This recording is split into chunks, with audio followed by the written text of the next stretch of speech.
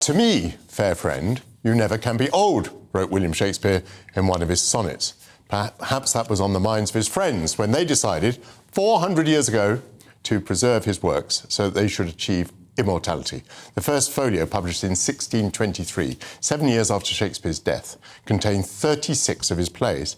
Had they not been included, 18 of those works might have been lost forever, including Macbeth, The Tempest and Julius Caesar.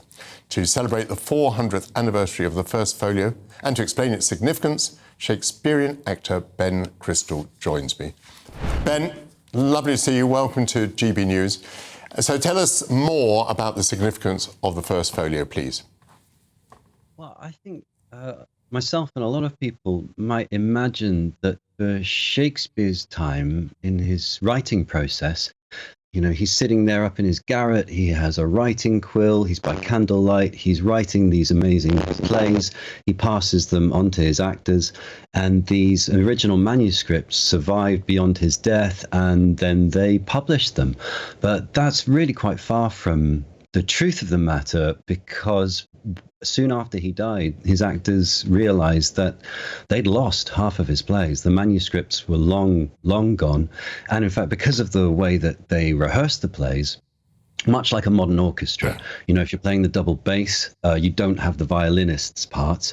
If you're playing Romeo, you don't have Juliet's part. So none of the actors had copies of the full plays, and they would have had to reconstruct them like a jigsaw puzzle when they wanted to put the book together. So the fact that this collection of Shakespeare's plays exists at all is a bit of a miracle.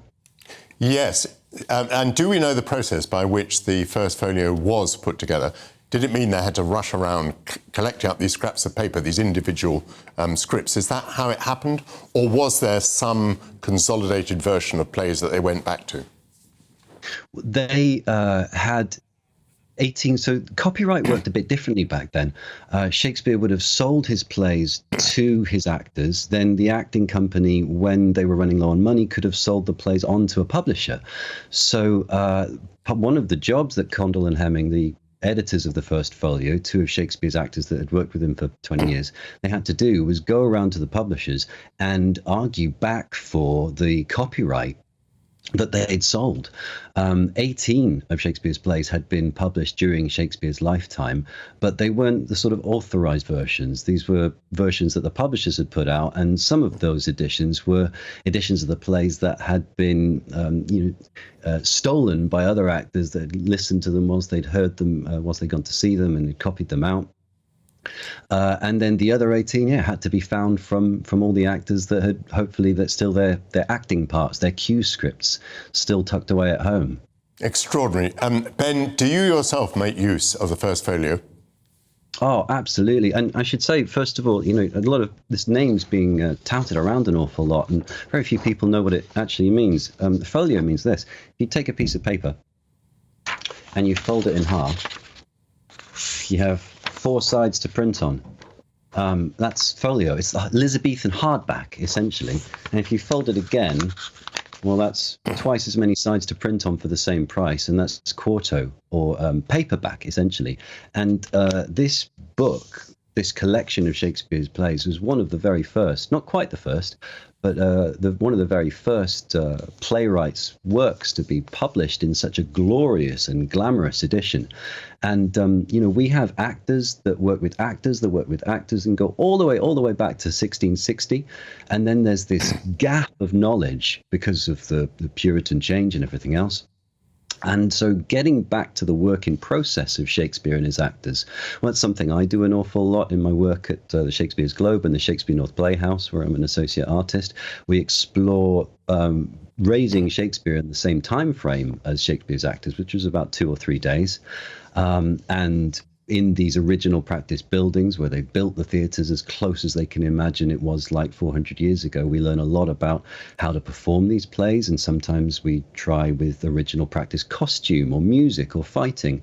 But in terms of the text, well, this book, this First Folio, is, because it's edited by 2 of his actors, it's the closest we can get to Shakespeare and his process. So it's incredibly valuable to actors and to practitioners. And that being said, as authoritative as it might seem, it's worth remembering, first of all, that part of the reason why these plays weren't published in Shakespeare's time is that 80% of his audience couldn't read.